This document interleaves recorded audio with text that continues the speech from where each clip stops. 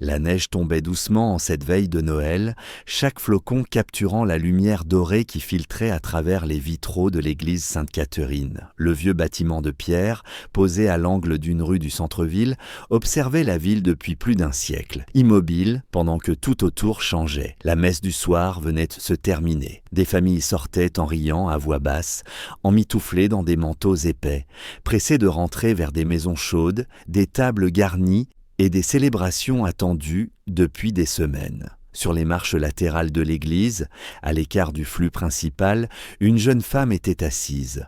Peu de gens la remarquaient vraiment. Elle s'appelait Anna, 23 ans, et elle regardait passer les familles sans jalousie ni colère, seulement avec une tristesse calme, presque résignée. Ses longs cheveux blonds étaient ternes, sa robe beige trop fine pour l'hiver, et ses pieds nus reposaient directement sur la pierre glacée. Ses chaussures s'étaient désagrégées 2 semaines plus tôt, et les refuges étaient pleins.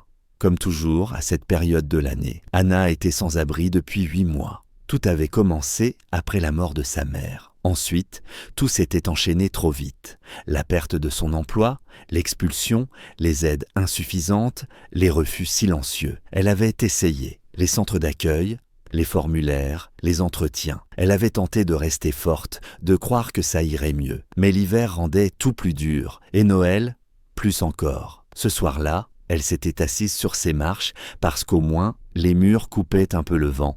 Et la lumière derrière les vitraux lui donnait l'illusion de ne pas être complètement seule. Elle entendit la voix de l'enfant avant de la voir, claire et curieuse, traversant les conversations d'adultes. « Papa, pourquoi cette dame est assise dans la neige ?»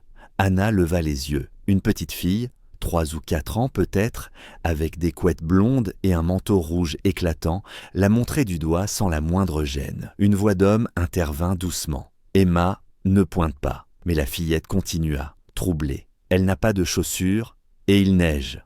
Anna sentit quelque chose se resserrer dans sa poitrine. Elle était habituée à être ignorée, pas observée, pas interrogée, et encore moins vue ainsi, par des yeux aussi honnêtes. Avant qu'Anna ne puisse détourner le regard, la petite fille lâcha la main de son père et s'approcha d'elle avec une détermination désarmante. L'homme eut un mouvement de surprise, mais trop tard. Emma se tenait déjà devant Anna, les bottes bien au chaud dans la neige, le visage levé avec une attention sincère qui n'avait rien de curieux ni de gêné. « Bonjour, dit-elle simplement. Moi je m'appelle Emma.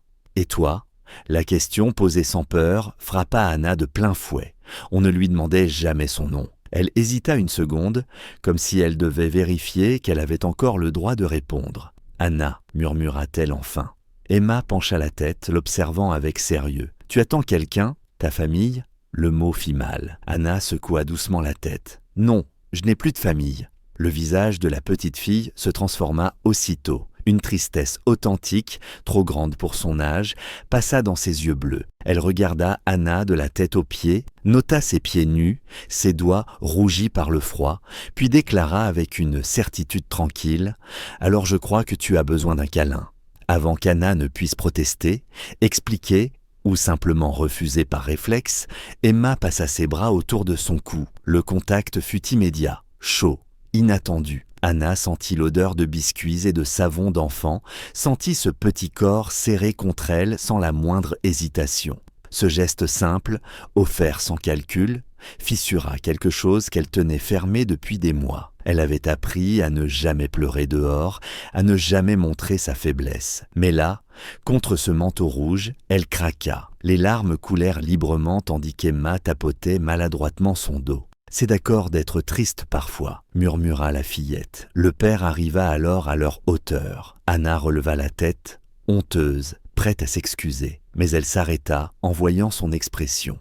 L'homme avait les yeux brillants, la mâchoire serrée. Il était ému, profondément. « Je suis désolée, » dit Anna rapidement en se dégageant doucement. « Je n'ai pas voulu... »« Non, » répondit-il d'une voix grave. « Ne vous excusez pas, c'est moi qui aurais dû m'arrêter plus tôt. » Il s'accroupit dans la neige, sans se soucier de son manteau coûteux, ni de ses chaussures trempées. « Je m'appelle Michael, » dit-il calmement, « et ma fille a raison. Un câlin, c'est bien, mais ce n'est pas suffisant. » Il marqua une pause, regarda Anna droit dans les yeux. « Quand avez-vous mangé pour la dernière fois ?» Anna chercha dans sa mémoire. Hier, à la mission, je crois. Michaël inspira profondément. À cet instant précis, la soirée venait de prendre un tournant dont aucun d'eux ne mesurait encore la portée.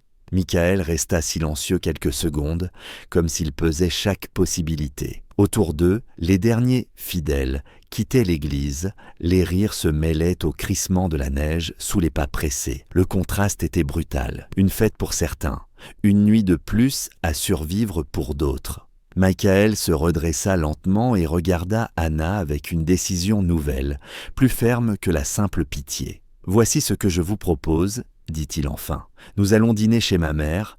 C'est Noël. Elle cuisine toujours pour une armée entière et laisse des places vides à table au cas où quelqu'un en aurait besoin. Ce soir, cette place est pour vous. » Anna sentit son cœur se serrer. L'idée même lui semblait irréelle, presque indécente. « Je ne peux pas, » répondit-elle aussitôt. « Regardez-moi, je suis sale, je n'ai pas de chaussures, je ne peux pas débarquer dans la maison de votre mère et gâcher votre Noël. » Elle baissa les yeux, rassemblant ce qu'il lui restait de fierté. Michaël secoua la tête. « Vous ne gâcherez rien.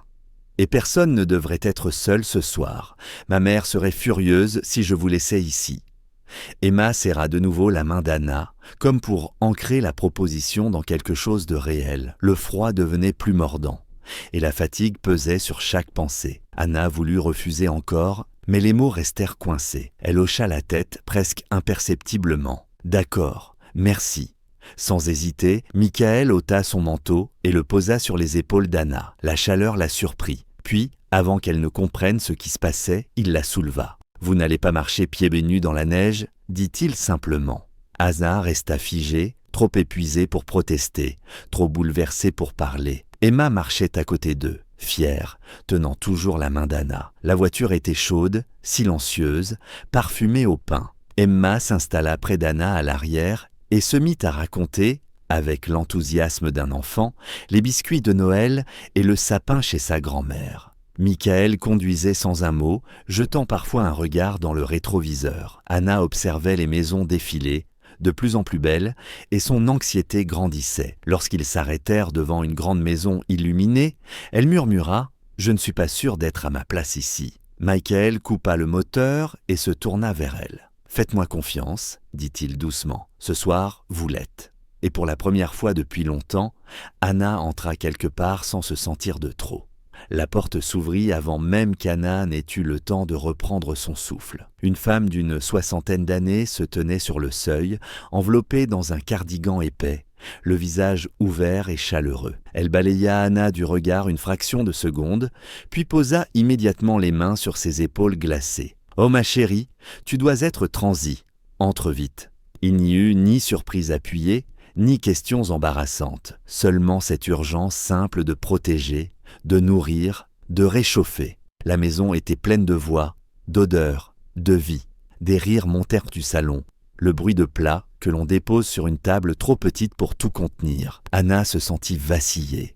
Elle s'attendait à se sentir de trop, mais personne ne la regardait comme une intruse. Michaël expliqua brièvement qu'Anna dînerait avec eux. Personne ne protesta, comme si une place avait toujours été prévue.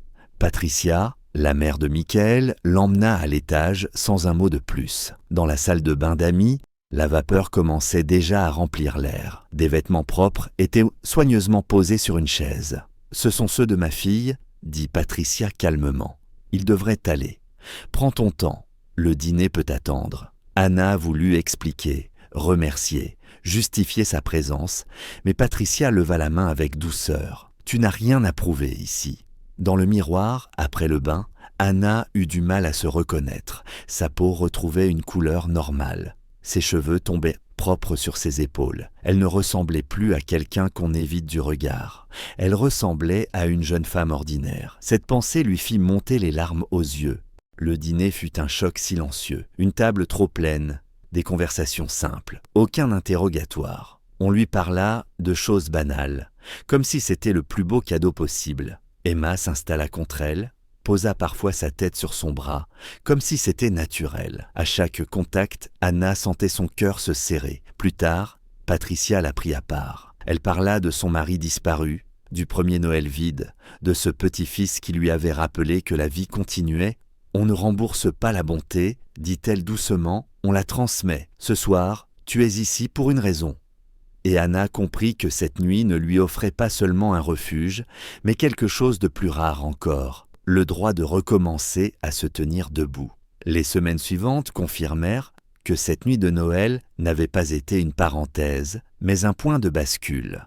Fidèle à ses paroles, la famille ne se contenta pas d'un geste symbolique. Michael passa des coups de fil, discrètement, sans jamais donner à Anna l'impression d'être un dossier à régler. Un emploi temporaire apparut d'abord, puis une solution de logement transitoire. Patricia l'aida à remplir les formulaires, à reprendre pied dans un monde administratif qu'il avait rejeté si vite. Chaque aide était accompagnée d'une chose plus précieuse encore, le respect. On lui demandait son avis, on l'écoutait. Anna retrouva peu à peu une routine, un réveil, un trajet, des collègues qui apprenaient dès son prénom. Le soir, elle venait souvent dîner chez les Crawford. Emma l'attendait à la porte, lui racontait sa journée avec un sérieux comique, lui confiait ses dessins et ses peurs d'enfant. Sans s'en rendre compte, Anna reprenait une place qu'elle croyait à jamais perdue, celle de quelqu'un d'important pour d'autres. Un soir, assis dans un petit café près de son nouveau logement, Anna osa poser la question qui la hantait. « Pourquoi vous avez fait tout ça pour moi ?»